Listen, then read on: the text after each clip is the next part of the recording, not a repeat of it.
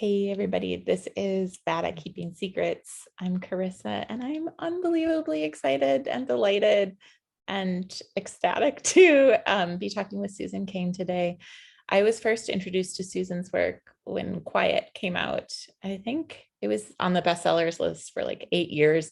Even my father has read Quiet. I think like all of not to say that he reads a lot, so I guess it's not that big of a surprise, but we were all so excited to have this sort of the way, and correct me if I'm wrong, the way I sort of summarize Quiet is like an argument that quiet, introverted people are exciting and interesting, something I knew in my gut all along, that sometimes it takes a little bit more effort to open people up.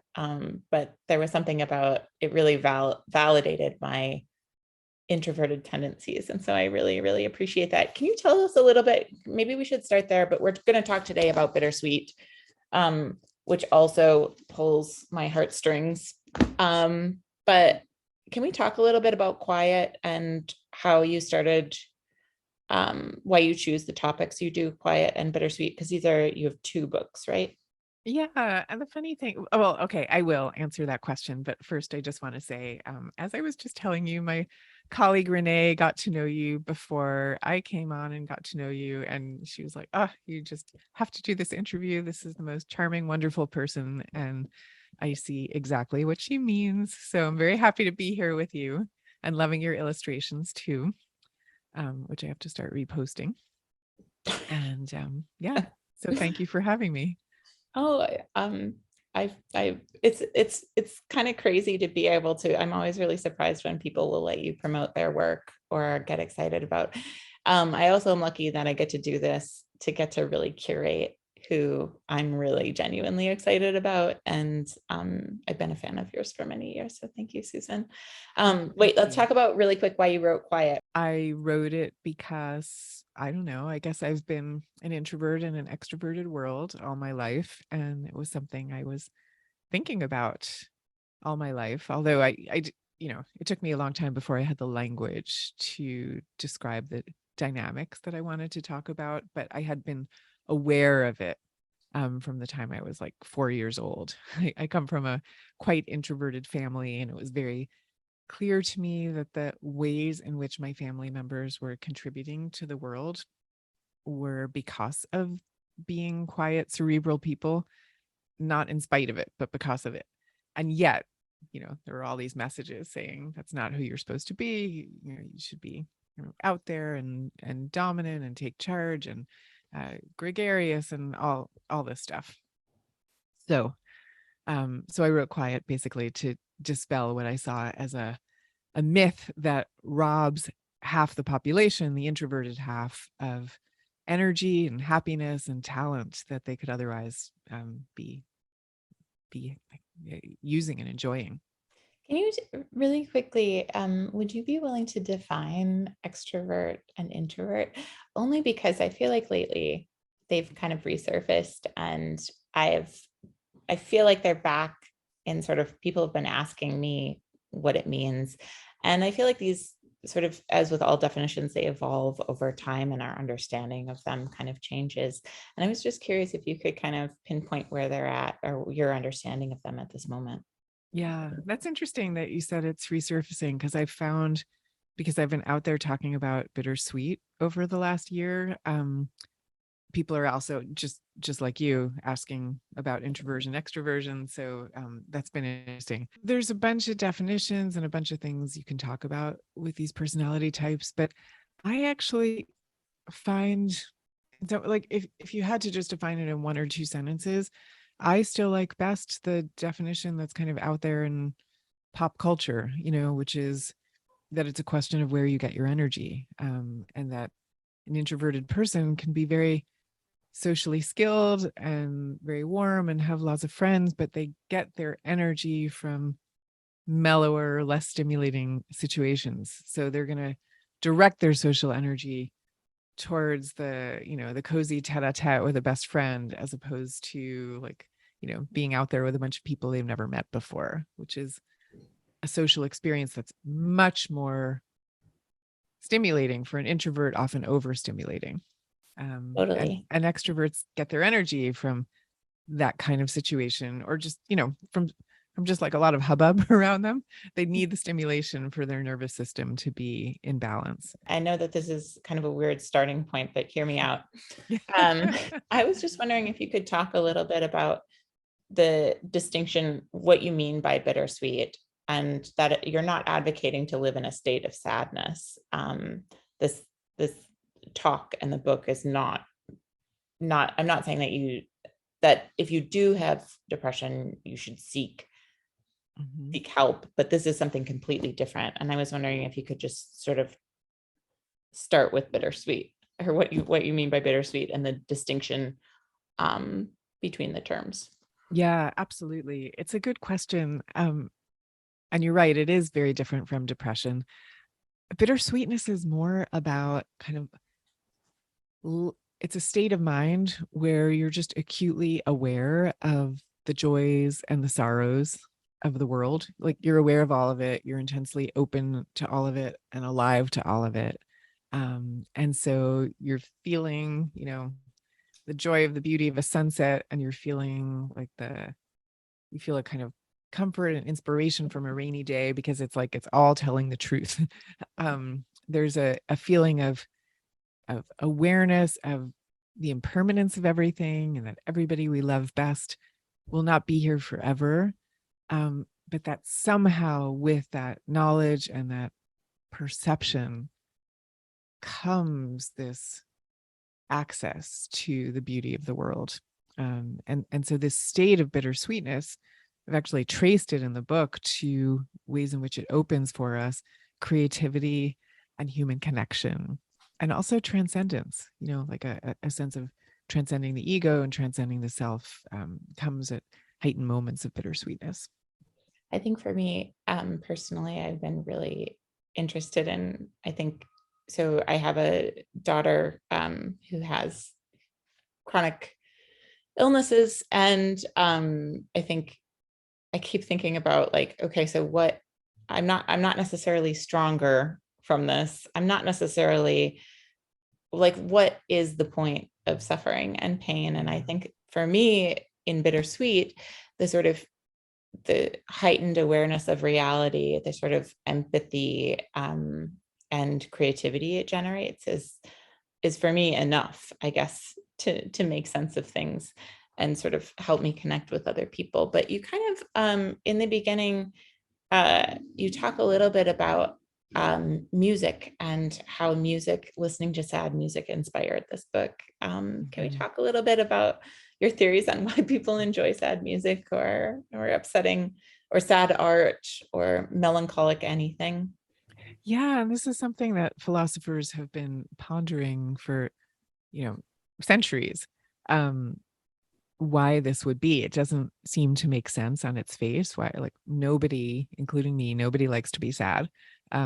So why on earth would you ever choose an aesthetic experience or a leisure time experience that ostensibly would make you sad? But when you listen to, Adele or Chopin or Beethoven or whoever it is for you, um, many of us don't really feel sad. Like, we feel some sense of uplift and joy and and connection, like an intense connection to the musician and also to all the other people who have listened to that same music. And there's a kind of feeling of love for the people who share the same sorrow that the music is trying to express, and a sense that we've all been there together. um, so there's something about all of that that I believe we really want to tap into. And I mean, there's all kinds of theories, there's theories that that kind of music gets our bodies into a state of physical equilibrium. But at the end of the day, of all the different theories, like, what makes the most sense to me in the end is that the core of the human emotional experience is a sense of longing to return to a more perfect and beautiful world. And this is true whether we think of ourselves as atheists or believers, that there's a sense of like a kind of spiritual longing in all of us. So people have been thinking forever, like what, the baby enters the world crying. And, in the psychoanalytic explanation is that the baby is crying for the womb, the comfort of the mother.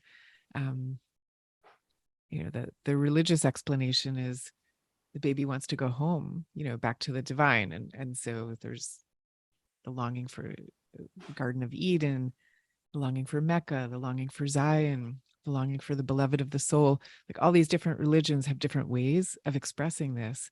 And in The Wizard of Oz, Dorothy is longing to return home also, somewhere over the rainbow. So this feeling of somewhere over the rainbow, like this longing for the perfect place where there's really going to be the love that we all want, the perfect, unconditional, unwavering, unceasing love. That's really what humans are longing for. And there's something so incredibly beautiful in that, and in the fact that we all share it. And that's what we feel when we listen to Adele. I'm picking on Adele today. Oh no, I think Some days I talk about Leonard Cohen because he's my guy, but so many musicians elicit this. absolutely. When you think about, there's something else that I think you talk a bit about in the book about longing in terms of it being sort of a guide in a lot of ways. Can you maybe talk about, so you had a time where you were a lawyer, but then sort of the transition out of your law career and into maybe writing? Yeah.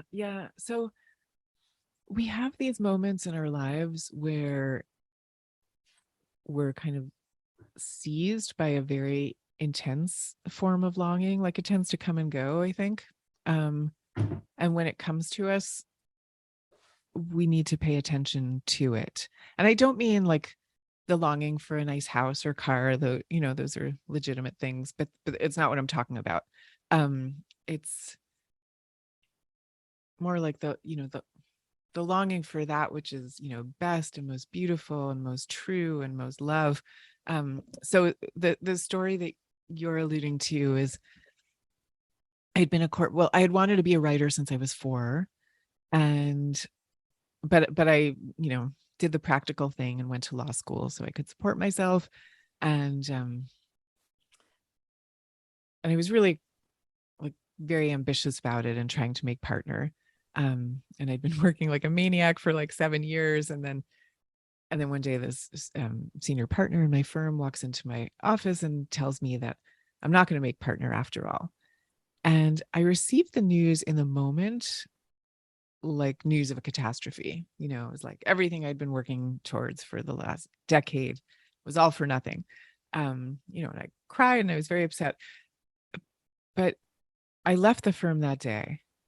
And a few weeks after that, I also ended a 7-year relationship that I had been in that had always felt wrong. And a little while after that, I started dating a guy who I quickly kind of developed this sort of obsession with.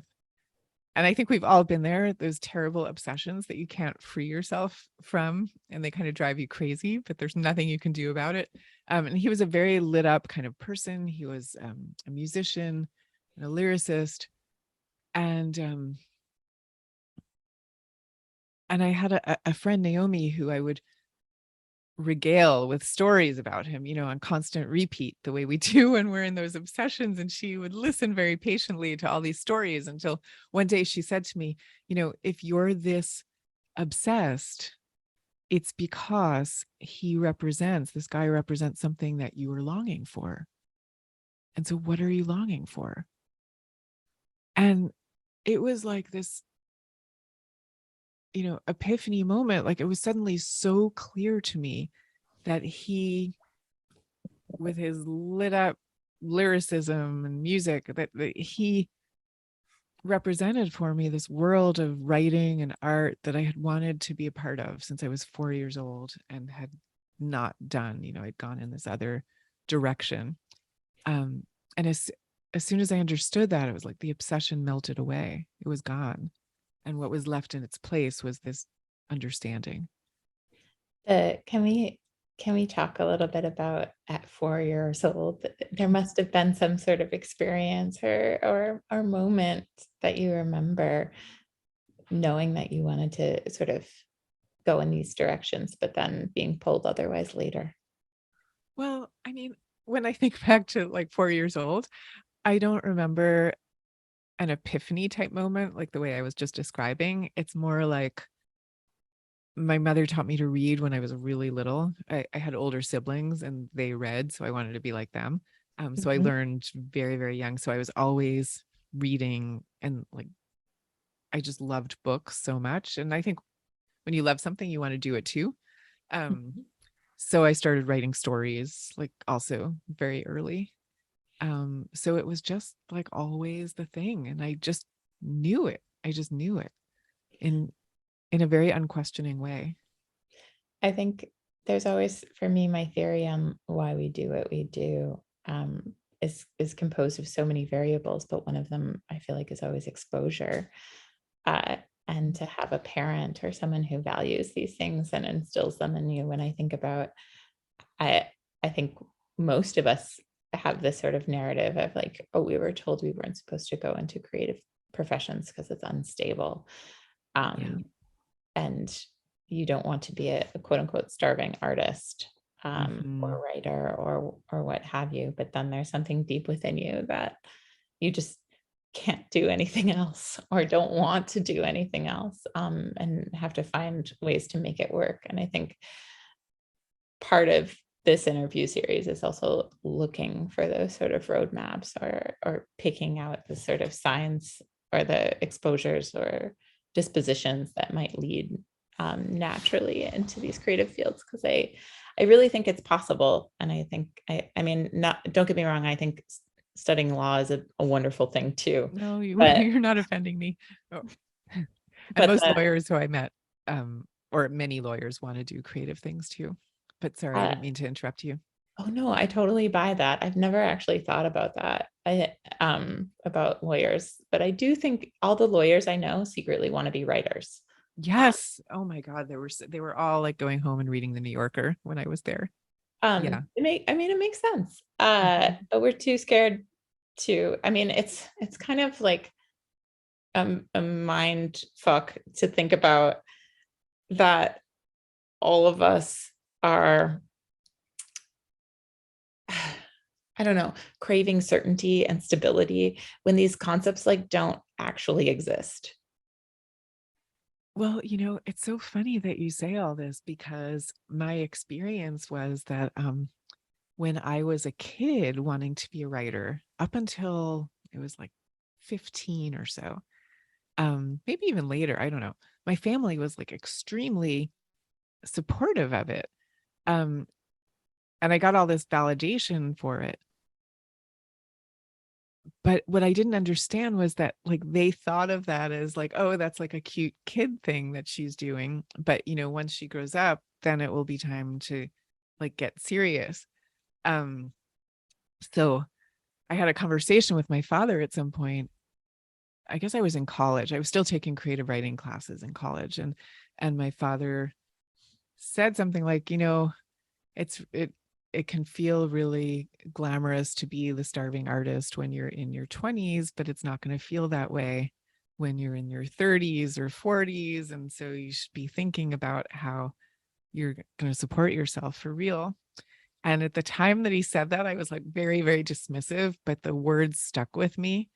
Mhm. Um, and I understand where he was coming from, so I went to law school uh, for that reason. And as I say, I think at least half the people I met there, if not more, were sort of creative souls who were following that same path. This is a selfish question I'm asking, Yeah. but get ready. What do you tell your children now? Or do you have a sort of, and it might be loaded in a way to ask someone like you this, but I think for me, it's always this wrestle with wanting wanting the best for her, but not knowing Yeah, what that means or how to define that, especially in this moment when so many things are uncertain. absolutely. Yeah, that is such a good question. I just kind of tell them exactly what I'm telling you.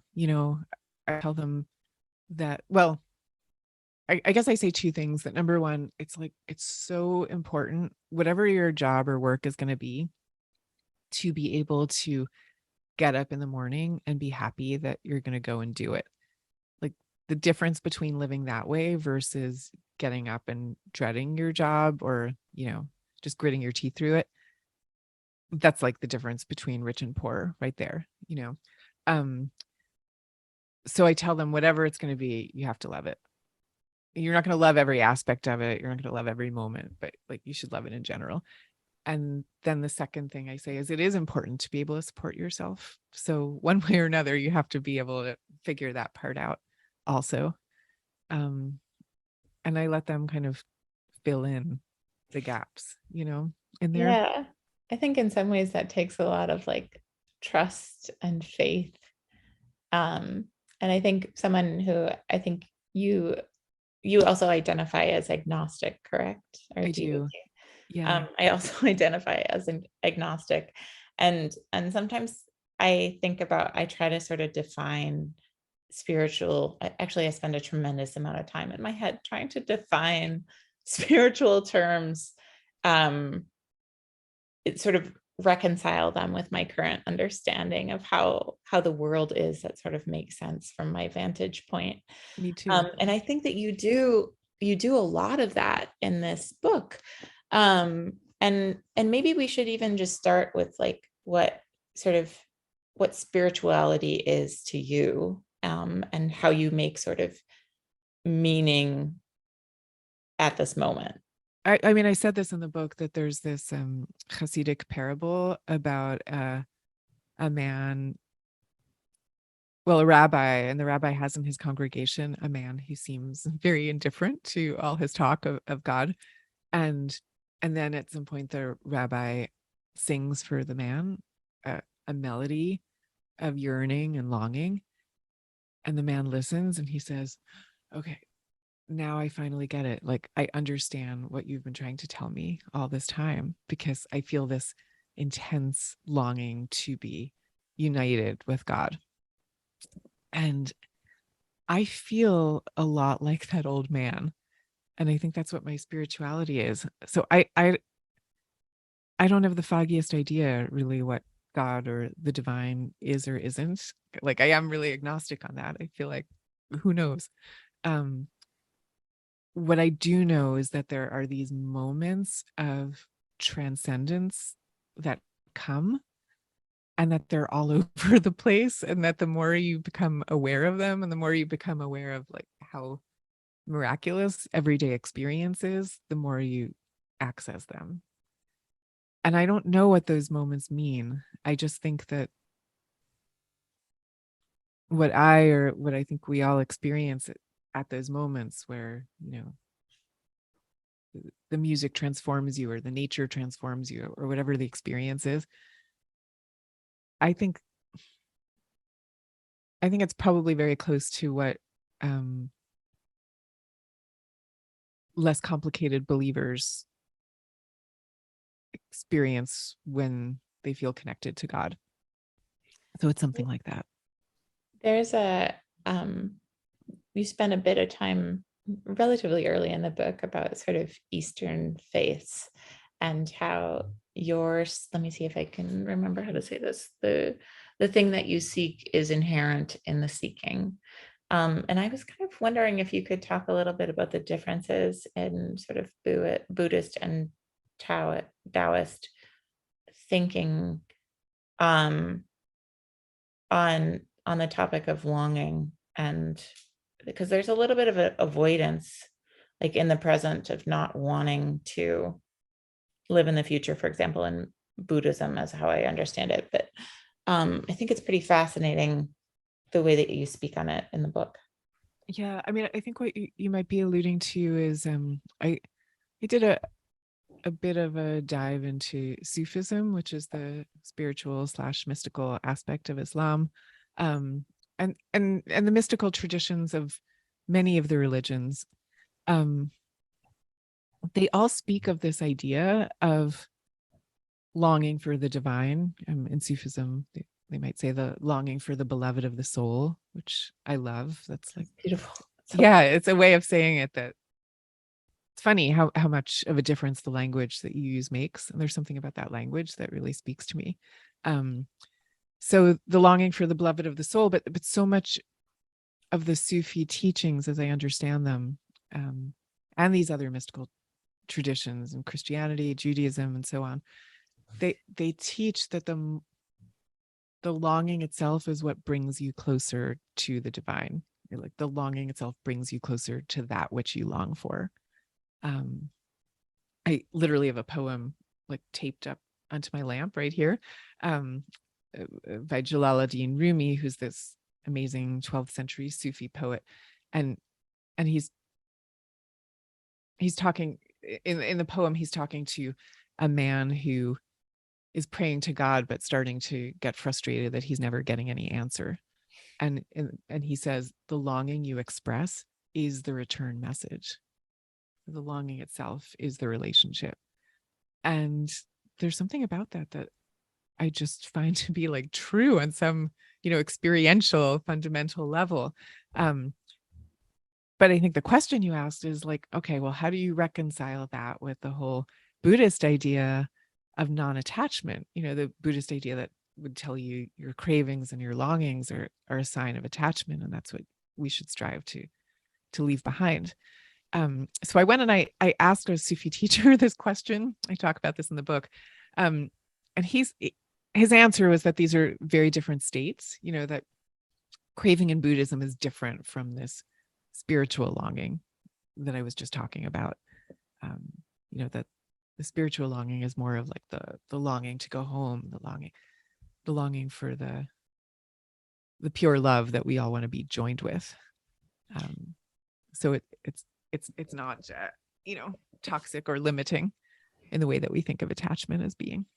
so early in the book, I think you also talk about Susan David's research on and I think it's something like 1/3 of people won't allow themselves or judge themselves for having negative emotions.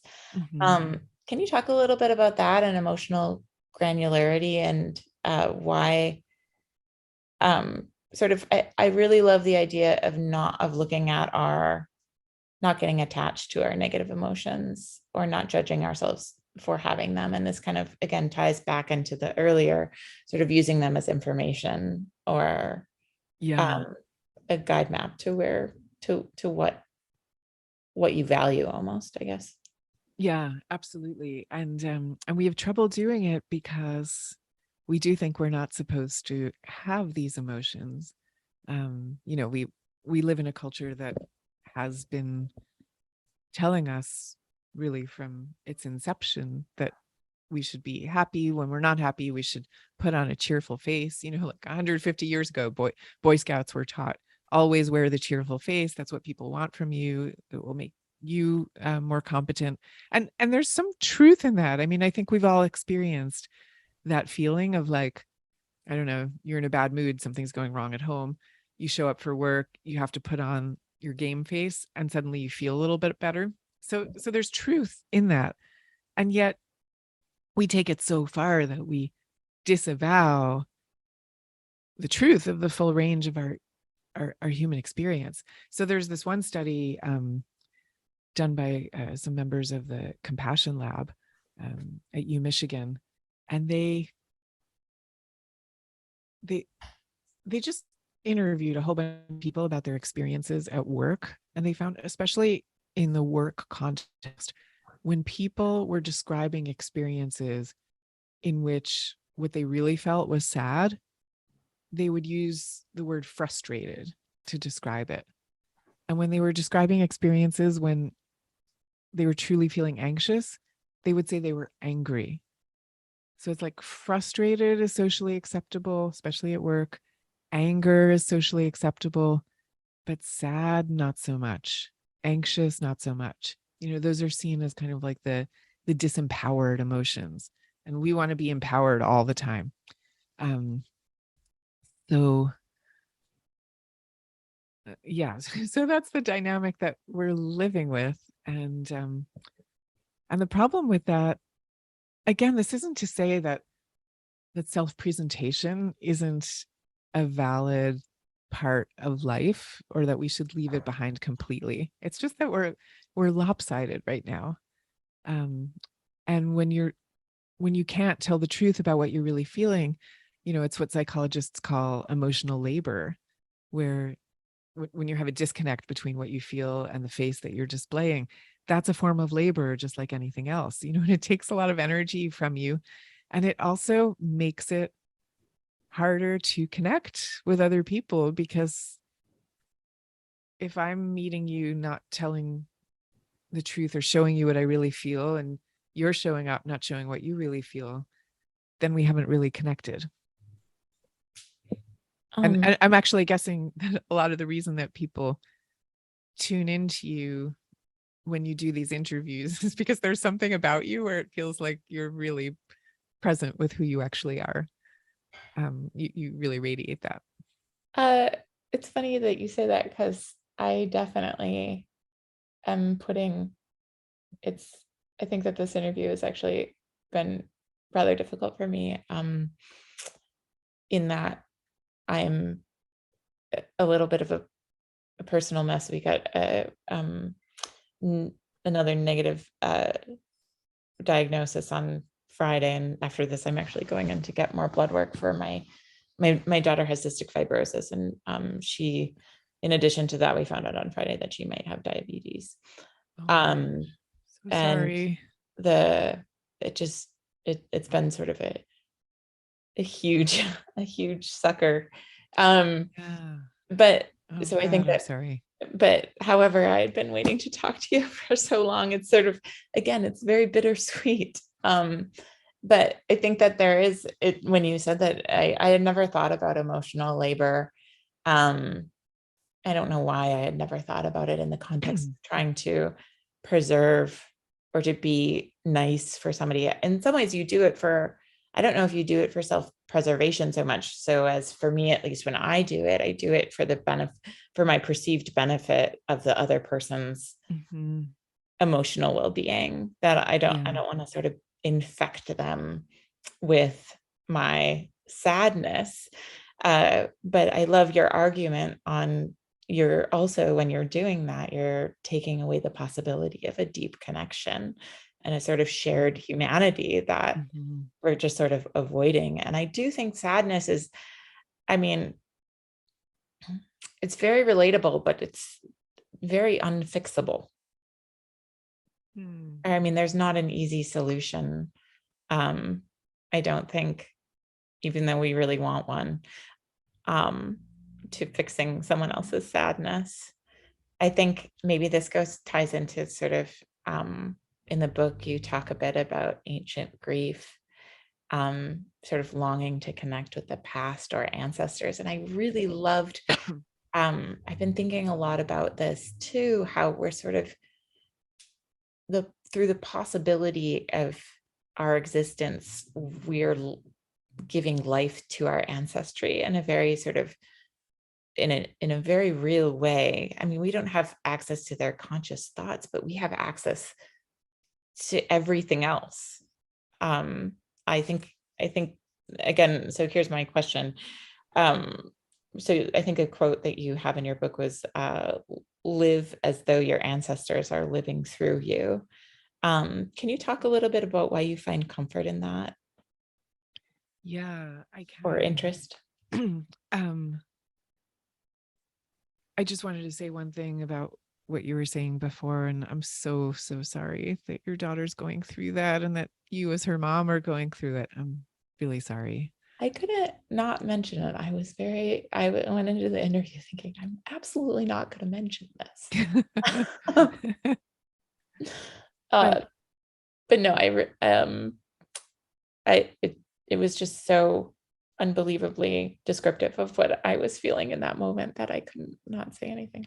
yeah, and But I wanted to say too, you said something about, well, the thing with sadness is you can't take another person's sadness away, which is so true. But it's also true that we respond to other people's sadness, so you can respond to it with love, which I know you do. I mean, even if you can't remove it, the love is not irrelevant. It's like, it's huge. It's huge. And I do think that we do that for each other naturally. I mean, I wrote about that in the book. We're like evolutionarily designed to do it. I'm so sorry. Oh no, I'm it's sorry. totally okay. I mean, I I I think responding with love, and it's definitely been a practice of mine that and I don't know if you do this or how you feel about this, is um just sitting with it and being with her. And this is again a sort of like screwed up thing to say, but I was feeling she's going to be 3 this week, and I was feeling very like the last couple of weeks have been sort of like trying in terms of, so you have 2 boys, did they go through a stage where they were like, everything you want me to do, I'm just not gonna do it? You know what's so crazy? My boys now are 12 and 14, and I Uh-huh. can't really remember like the details of those early years. So like people talk about the terrible twos, and I'm like, did they do that? Did they have those tantrums? I can't remember. I think I was so sleep deprived. I don't know. Oh, that too. That too. But the like, but then I got this diagnosis, and then in some ways it's again so screwed up to say that, like the reframing of like the like I only have this amount of time, and and we and there was this pressure to enjoy it, but also there was an authentic sort of joy finding in it Mhm. with the knowledge of its impermanence. So we're totally out of time, but I wanted to really quickly. I'm like such a big fan of Alan de Botton. Did I say his name correctly? And you start off talking in the book about how you will marry the wrong person, and it's one of like I find the one of the more transformative things I've ever read or come into contact with. And I was wondering if you could talk a little bit about why you put that in the book, and sort of, I know I just like totally transitioned out of my moment of unraveling, but I think it's a fun place to kind of end our interview. Yeah, yeah. So excuse me, he wrote this piece called yeah, as you say, Why You Will Marry the Wrong Person. And I think it was like the number one most re-emailed New York Times op-ed of the entire year that he wrote it. And the idea of it is basically that like basically that we're all just so incredibly flawed, so that whoever you marry and whoever you love is going to be full of flaws, and you're quickly going to discover that so are you as well.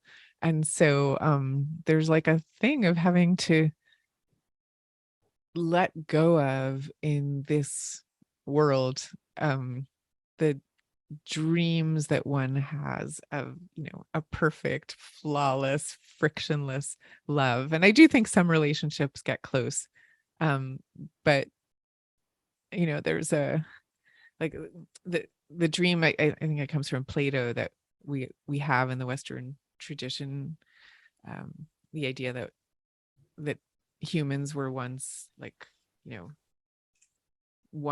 one unified piece, but then the piece split into two. And Mhm. so the goal of romantic love is to find your missing piece. And so an implicit in that idea is that once you find your missing piece, you're just going to be this seamless unified whole without any friction and no jagged edges where the pieces don't match.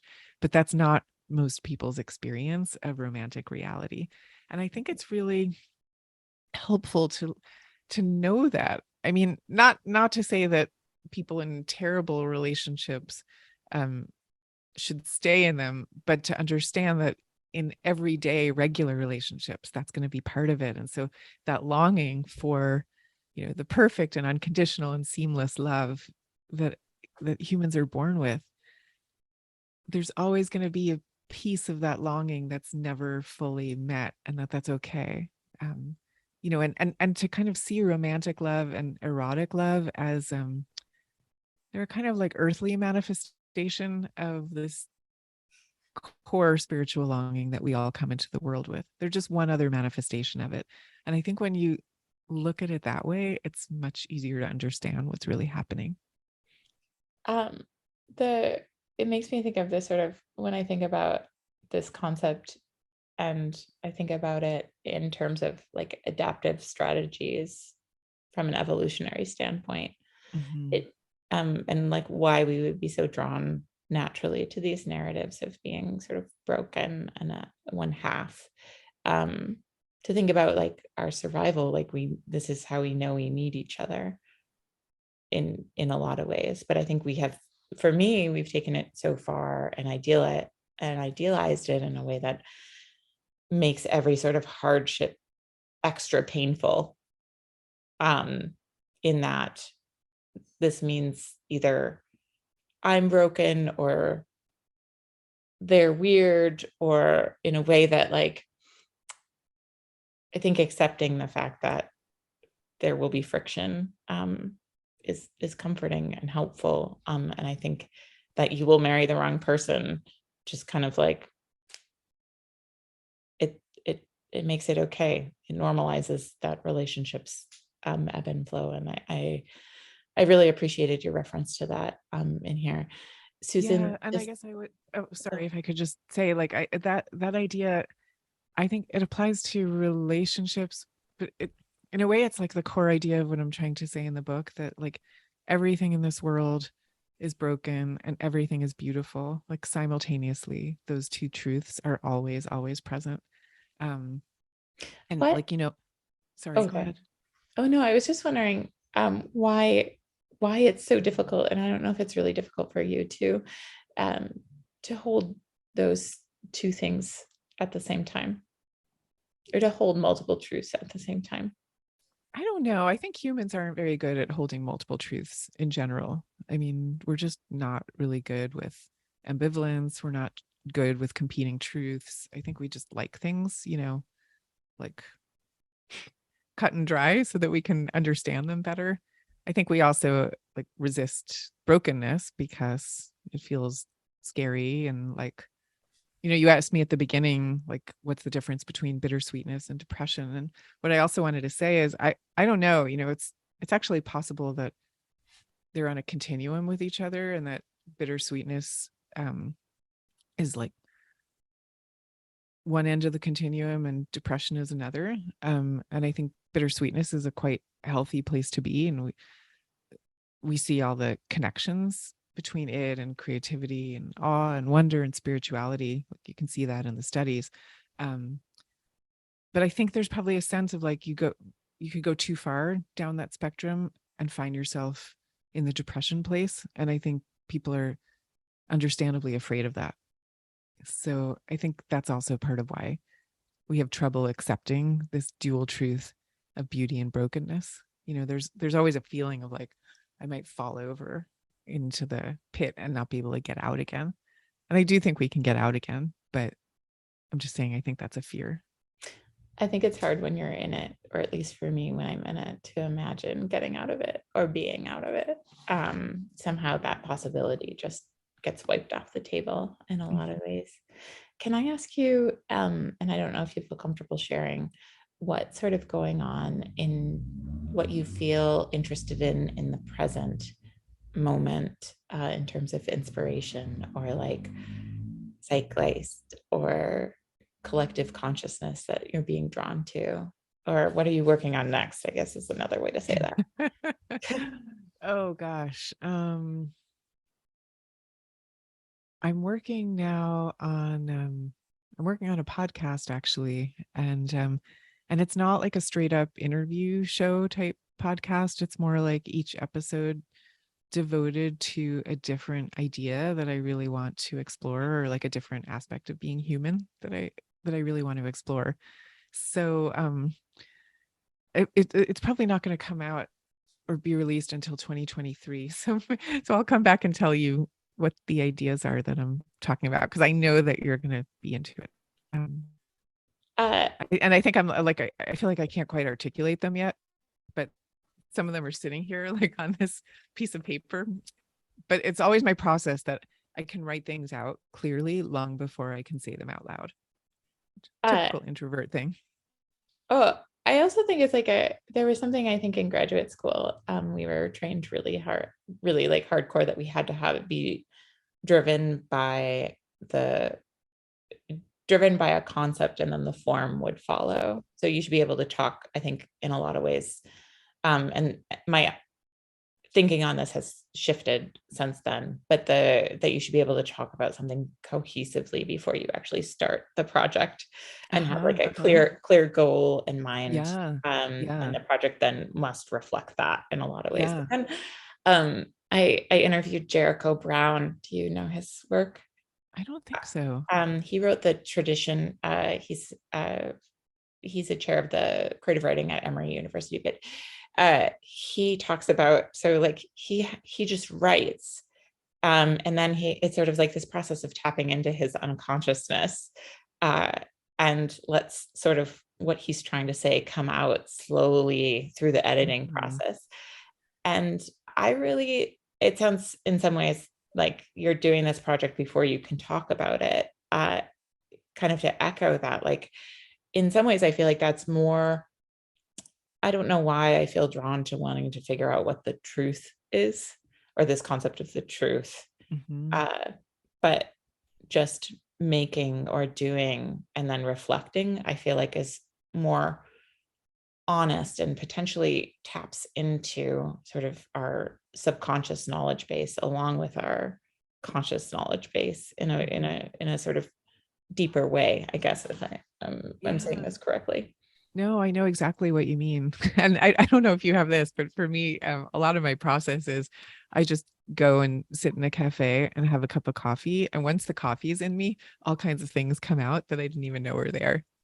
Uh, So I just sort of have to wait for the caffeine to flow. it's a really magical drug, Yes, it caffeine. really is. I have something else that I should recommend to you. Somebody gifted me this adaptogen mushroom drink, matcha tea. Uh, I see people talk about matcha tea, and but I don't even really know what it is. Okay, maybe I'll send you some. Um, Thank you. but during like sort of my super sleep deprived moments, and like I think throughout the pandemic, I don't know if everybody's anxiety was just like up through the roof. But I drank it, and this sort of like there's a mind shift that happens, or just like a clarity in terms of like it's like a drinking 2 cups of coffee, but without the like jitteriness. Really? I shouldn't Wait, be a drug pusher. no, no, no. This This is is something that awesome. you Is can it buy really at as the good? Is it as supermarket. good as coffee Oh, I creatively, think it's would you say? better. Seriously? Yeah. Um, Oh my but gosh, it's you really like just changed my life. they have Because I like, will say, like the jittery thing is a problem. The coffee crash is yeah, so no, bad. this doesn't have it has lion's mane. Do you know what that is? Mm-mm. Anyway, I'll just email you it later. Susan, this book is like tonic for my soul. You feel understood, and also I think you think like all these other people like get it or understand or have these ways of coping that like work, but talking about it and acknowledging the sort of multiple truths and reconciling them, but without any answers, it's beautiful. This was a real delight. Thank you so Oh much my for writing, and gosh. thank you so much for coming and talking with me. And I'm really excited about your podcast on what it means to be human or exploring human issues, because I desperately feel sort of like untethered at this moment. And I think having these conversations and reading this sort of work is really grounding, in sort of validating of my experience. So I really appreciate that. Oh my gosh. Well, thank you so much for having me. It was just such an incredibly delicious treat to get to know you and spend time with you. And Renee was so right. Um, and yeah, I hope we can stay in touch. Me And I'm too. so sorry about your daughter, and I'm wishing you strength. And peace, Thank you. love, everything. You too. I You will, I too. will, I will take your piece. Hmm. And I do really think your book has helped me like genuinely get through sort of difficult moments. So thank you, Susan. Thank you, Carissa. Okay. Okay, stay in touch. Bye. Okay, bye-bye.